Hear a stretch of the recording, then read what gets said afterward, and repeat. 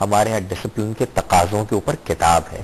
What is the organisational discipline, hierarchy کیسے بنتی ہے, کیسے چلتی ہے, اس پر لٹریچر ہے. الطاف بھائی کی فلسفی, مختلف ایشوز کے اوپر اسٹینڈ کیا ہیں, لیکچرز ہیں الطاف بھائی کے, وہ لوگوں کو پڑھنے پڑتے ہیں. ہمارے تنظیمی امتحانات ہوتے ہیں, لوگوں سے پوچھا جاتا ہے کہ آپ نے سیکھا کیا. آپ کے سامنے بیٹھ کے جو لوگ گفتگو کر رہے ہوتے ہیں وہ بڑی اس ساری کی ساری جو مشقت سے نکلے ہوتے ہیں.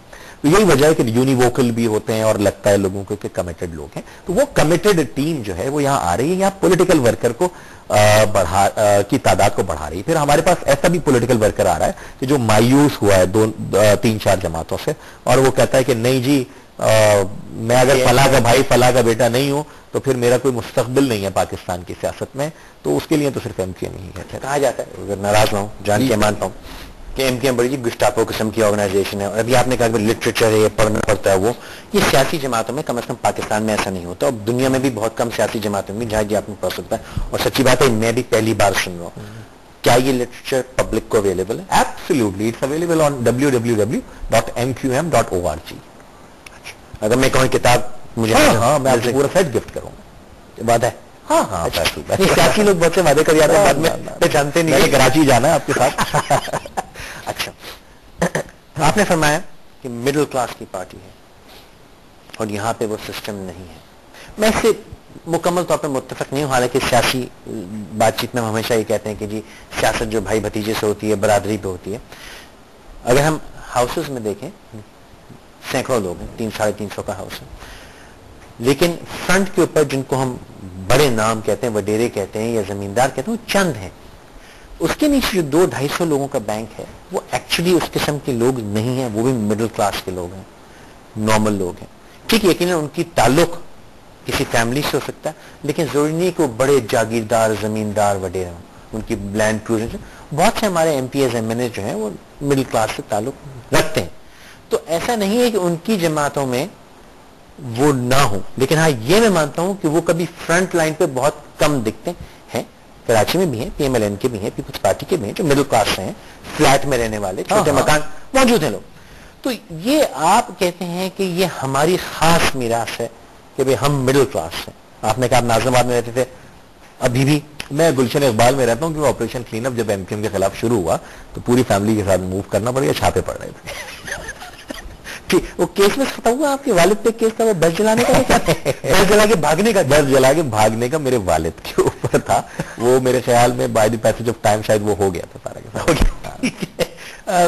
تو مڈل کلاس باقی جماعتوں میں دراصل موجود ہے, اور ہمیں میڈیا کو بھی بڑا اچھا لگتا ہے کہنے میں آج یہ بڑے, دراصل ایسا نہیں ہے, کئی لوگ ہیں. میں اس پارشلی جو ہے وہ ڈس ایگری. جب میں نے بولا تو آپ کی نظر جو ہے دائیں طرف بیٹھے میں دیکھا یہ میموری بینک میں جا رہے ہیں. اس کی وجہ یہ ہے فیصل بھائی کہ یہ تو آپ صحیح کہہ رہے ہیں کہ جو بڑے جاگیردار ہیں, فیوڈلز ہیں بہت بڑے بڑے, وہ تو چند ہی نظر آئیں گے آپ کو, لیکن جو فیوڈل مائنڈ سیٹ ہے وہ تو بڑا پھیلا ہے. اور جو چھوٹے فیوڈل بھی ہیں وہ چھوٹے میں, اور آپ ابھی ہم مربع کی ڈیفینیشن سیکھ رہے تھے کچھ دیر پہلے کہ ایک مربع میں کتنے ایکڑ ہوتے ہیں, تو درجنوں مربع والے جو ہے آپ کو بہت سارے مل جائیں گے جنہیں بڑا زمیندار اور جاگیردار نہیں سمجھا جاتا, لیکن میرے آپ کے جیسے آدمی کے لیے وہ بہت بڑے لوگ ہیں. پلس مڈل کلاس کی لیڈرشپ سے مراد کیا ہے؟ 2 چیزیں. پہلی بات تو یہ کہ وہ جینوئنلی مڈل کلاس کی ہو, لوور مڈل کلاس کی ہو. کیسے؟ ایم پی اے کے الیکشن لڑنے کے لیے 2000 روپے زر ضمانت جمع کرانا پڑتا ہے, جس کو نہیں کہتے ضمانت ضبط ہو گئی, تو وہ ضمانت جمع کرانی پڑتی ہے کہ بھائی میں سرکار پر بوجھ نہیں بنوں گا, ووٹ لے مروں گا کچھ. وہ 2000 روپے بھی ایم کیو ایم نے مجھے دونوں دفعہ دیے. ایسا نہیں ہے کہ میں 2000 روپے افورڈ نہیں کر سکتا تھا, میں اس وقت بھی نوکری کر رہا تھا جس کو میں نے الیکشن لڑا, لیکن ایم کیو ایم نے اس لیے دیے کہ میرے ذہن میں یہ رہے کہ یہ تنظیم کا کلیکٹو پیسہ ہے, میرا اپنی جیب کا اسٹیک ہے نہیں, میرا بزنس نہیں. اور پھر کیمپین میں بڑی کنجوسی کے ساتھ رن کرتی ہے ایم کیو ایم. آپ دیکھیں گے کینڈیڈیٹس کی تصویروں کے ہورڈنگز نظر نہیں آئیں گے آپ کو ٹیلی ویژن کے اشتہارات نظر نہیں آئیں گے, آپ کو ہر کارنر میٹنگ جلسے میں کھانے اور دیگوں کے منہ کھلے ہوئے نظر نہیں آئیں گے. بڑے خشک طریقے سے پولیٹیکل کیمپیننگ کرتے ہیں, لیکن افیکٹو اور آرگنائز کرتے ہیں. محدود خرچہ ہوتا ہے, لیکن جو بھی خرچہ ہوتا ہے وہ تنظیم کلیکٹو پول میں سے خرچ کرتی ہے. دس از دا ڈفرنس. اگر کسی دوسری جماعت میں بھی آپ کہہ رہے ہیں, اور میں مان لوں اگر کہ وہ مڈل کلاس ہے بھی, تو 20 لاکھ روپے تو کم از کم اس کو دینے پڑتے ہیں ٹکٹ کے لیے. एक भाई से मैं मिला इटली में पिछले दिनों, शायद वो आपका ये प्रोग्राम देख रहे हो, उन्होंने मुझे ये बताया कि सर मैं खाड़िया की फला यूनियन काउंसिल से यूसी नाजिम का इलेक्शन लड़ा था, हार गया था। मैंने कहा कोई मसला नहीं होता है।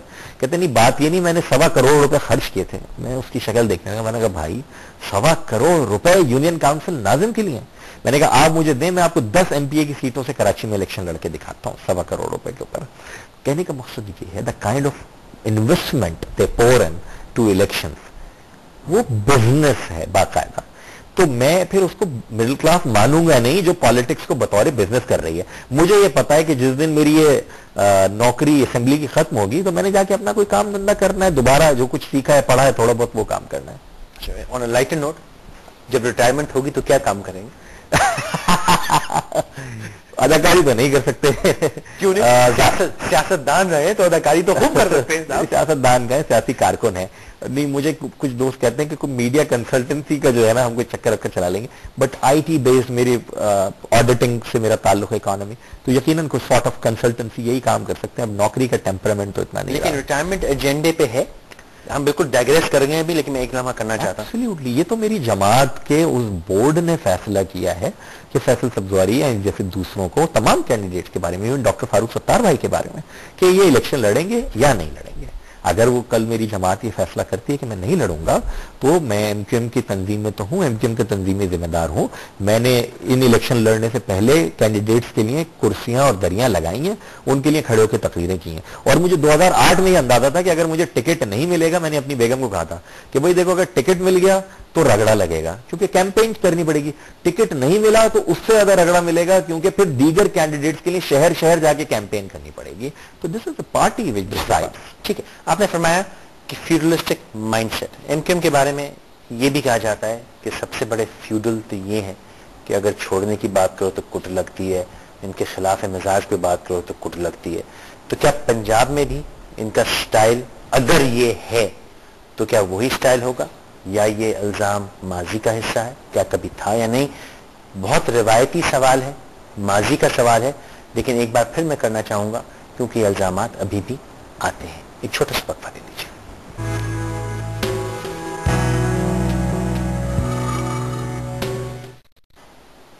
हमारे साथ आने का बहुत शुक्रिया। मुत्तहिदा कौमी मूवमेंट पंजाब में अपनी स्ट्रेंथ दिखाने की कोशिश, क्या होता है देखते हैं। लेकिन आपने कहा कि जी यहाँ की सियासत की रिवायत है फ्यूडल माइंडसेट, बल्कि पूरे मुल्क की रिवायत है। और आपने कहा कि ये माइंडसेट आपका नहीं है, जो आप हमेशा कहते हैं कि आप मिडिल क्लास से हैं, मिडिल क्लास माइंडसेट से हैं।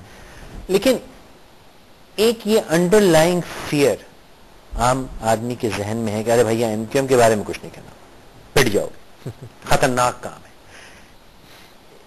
कभी ऐसा था? पहले देखें, पहली बात तो ये समझने की जरूरत है कि एमक्यूएम एक रिएक्शन का नाम था ना, जो उस वक्त एमक्यूएम बनी थी। अल्ताफ भाई जब कराची यूनिवर्सिटी गए हैं तो वहां Punjabi students association, Bloch students organisation, Pakhtun students federation, GSM students federation, Baltistan Karakoram students organisation तक मौजूद थी। तो इसलिए फिर ऑल पाकिस्तान मुआजिर स्टूडेंट्स ऑर्गेनाइजेशन एक रिएक्शन। देन अल्ताफ भाई वाज 25 ईयर्स ओल्ड। 1984 में तलबा यूनियनों पर पाबंदी लग गई, हमें भगा दिया गया, कराची यूनिवर्सिटी में मारा गया, ये वो सब। 84 में मुहाजिर कौमी मूवमेंट बना ली। मैंने उस पीरियड का जिक्र किया जब ही रियलाइज्ड के मुत्तहिदा कौमी मूवमेंट बनानी चाहिए और वो सारी की सारी चीजें करनी। इस दौर में कि जब एमक्यूएम बनी है और आगे आ रही थी, कराची में पहले से जहां हिस्ट्री थी लसानी फसादात की और सेक्टेरियन वायलेंस की, तो वहां ये दोनों चीजें कंबाइन हुई 1985 में। If you remember, Bushra Zaidi एक केस हुआ था, और उसके बाद फिर 1986 हमने देखा, 87, 88, 89 तक बहुत बुरे दिन कराची शहर ने देखे थे। तो वहां पर यकीनन वायलेंस हुआ, काउंटर वायलेंस हुआ। वायलेंस जनरेट करता है काउंटर वायलेंस को। एमक्यूएम ने एज ए पॉलिसी 1990 और 91 में उन अनासिर को कि जो एट टाइम्स वी फेल्ट कि ये स्ट्रॉन्ग आर्म टैक्टिक्स में मुलव्विस रहे हैं, उन्हें खारिज कर दिया, अपनी पार्टी से एक्सपेल कर दिया।